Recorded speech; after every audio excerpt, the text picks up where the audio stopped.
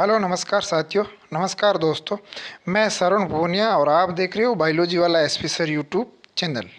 प्यारे साथियों, आज की सबसे बड़ी ब्रेकिंग न्यूज़ ये है कि सेट एग्ज़ाम 2024 का नोटिफिकेशन जारी हो चुका है और ये नोटिफिकेशन केवल और केवल ग्रेजुएशंस करने वाले अभ्यर्थियों के लिए जारी हुआ है।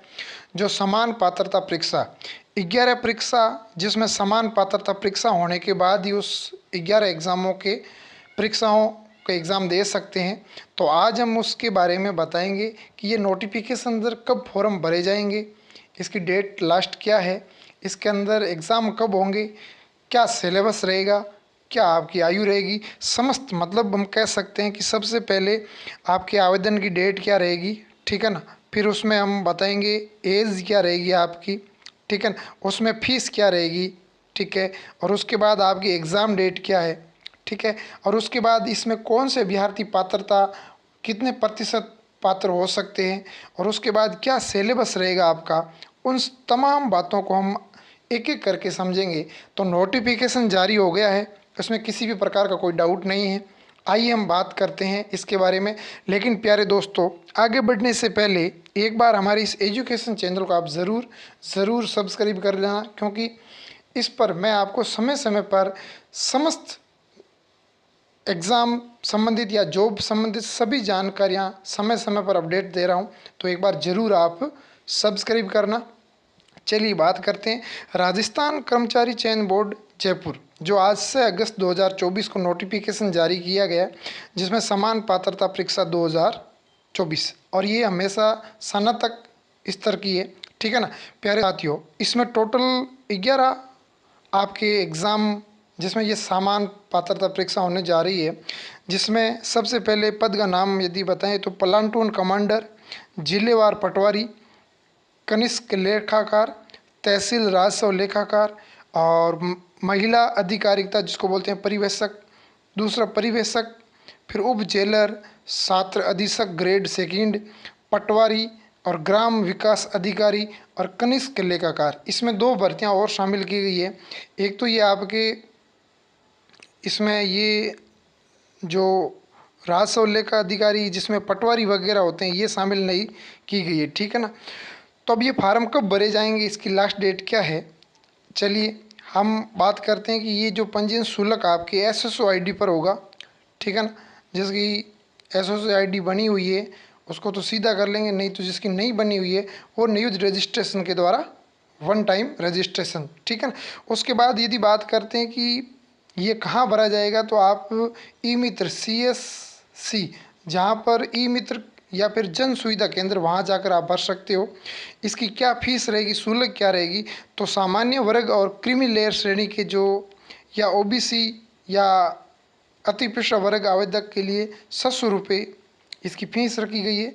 लेकिन जो SC ST या फिर दिव्यांग जो अभ्यर्थी है उनकी टोटल फीस 400 रुपये रखी गई है, ठीक है ना। तो 2 भागों में ये कन्वर्ट किया गया है।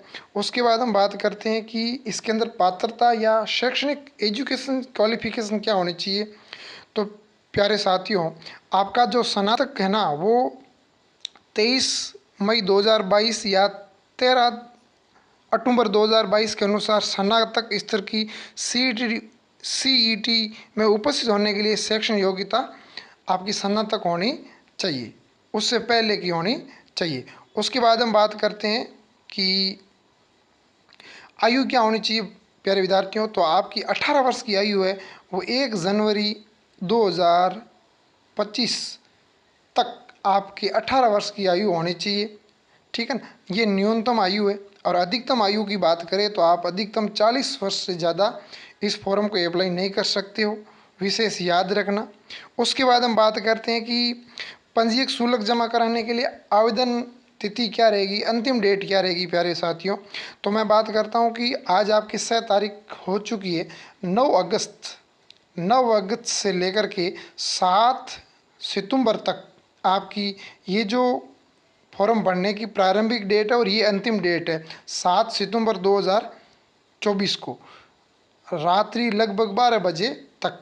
इससे पहले जो भी रजिस्ट्रेशन करवाएगा उसका लागू हो जाएगा। 7 सितंबर के बाद फॉर्म क्लोज हो जाएंगे। ठीक है, अब लास्ट डेट की इंतज़ार किए बिना ही आप पहले ही अपना फॉर्म अप्लाई कर देना। जो भी संबंधित डॉक्यूमेंट है उन डॉक्यूमेंटों को अपने पास में रखना, और जो भी पूर्ति मांग रहे हैं उस पूर्ति को आप क्लियर कर देना, ताकि किसी भी प्रकार का कोई त्रुटि ना रहे, आगे चल कर के आपको परेशानी ना उठानी पड़े।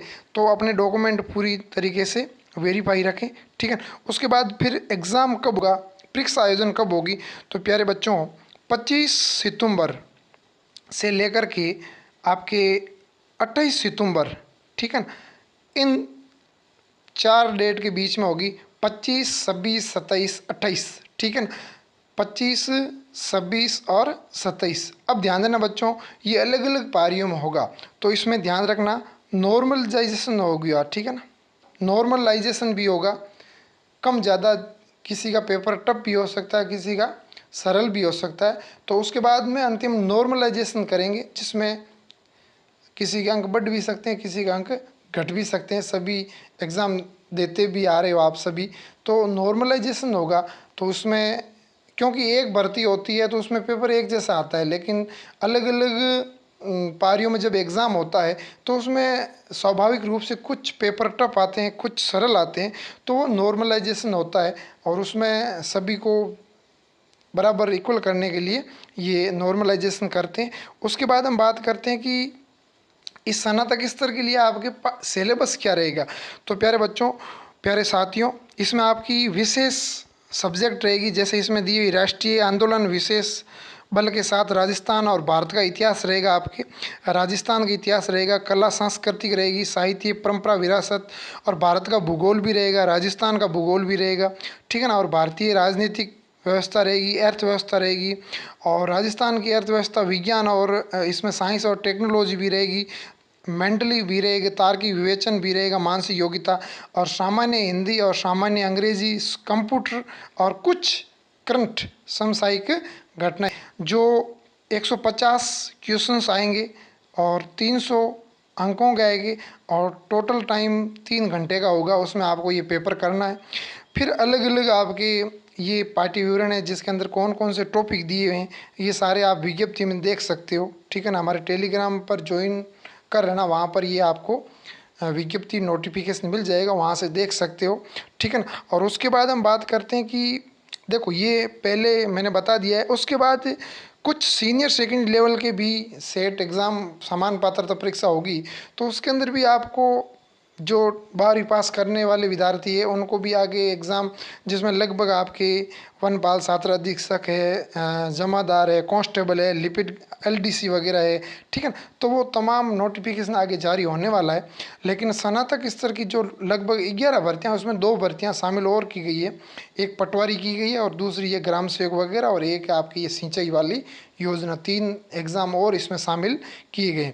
अब विद्यार्थियों, आपको पता होना चाहिए कि कुछ दिन पहले, आज से 15-20 दिन पहले, राजस्थान के माननीय प्रधान मुख्यमंत्री श्री भजनलाल शर्मा ने बताया था कि सेट एग्ज़ाम देने वाले अभ्यर्थियों को ज़्यादा से ज़्यादा शामिल करने हैं, तो उसकी पात्रता एलिजिबिलिटी परसेंटेज कम किया जाएगा, और 40% किया था, और उसको विधानसभा में पारित भी कर दिया है।